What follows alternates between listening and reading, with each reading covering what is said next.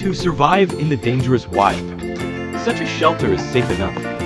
Not only does it have a depth of more than 2.5 meters underground, there is also a wild oil barrel to isolate the outside. Even if there are wild boars flooding nearby, don't worry about living there. Last time, Theo used discarded refrigerators to build a shelter, attracted more than 5 million people to watch. This makes the building bacteria in his body go crazy, so immediately found a hillside, intend to build its own second purpose. Oh, not a second home? The governor's vision for site selection is extremely vicious. This hillside has few plants all year round, only some tender bushes, so digging is very easy. After a while you get a 3 meter by 2 meter foundation pit, then continue to dig down the foundation pit. To reach the depth you want, then the neck length plans the area with a shovel, extend down to the left as an activity area.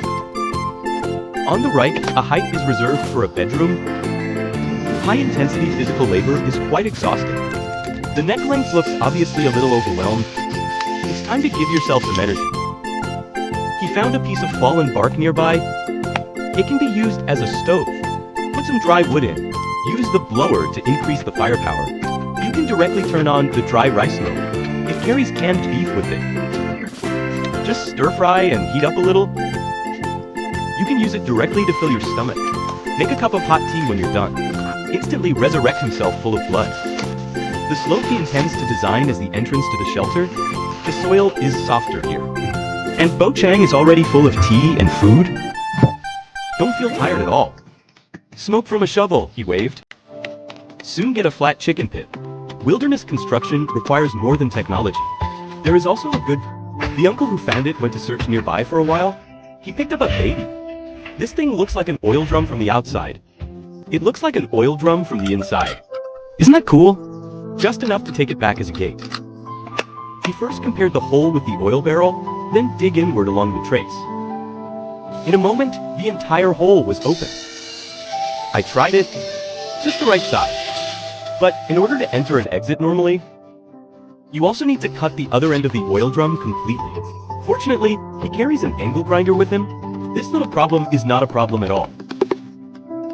The caliber of this barrel doesn't look big, but it's enough to let him in and out alone. And it also prevents larger beasts from breaking in. Later, Bo Chang planned a fireplace on the side wall. Living underground, after all. The chef must keep warm properly. Dig all the way up the fireplace until the floor is opened to form the exhaust port of the fireplace. Then he swallowed the ceiling wall with a wooden stick along the smoke.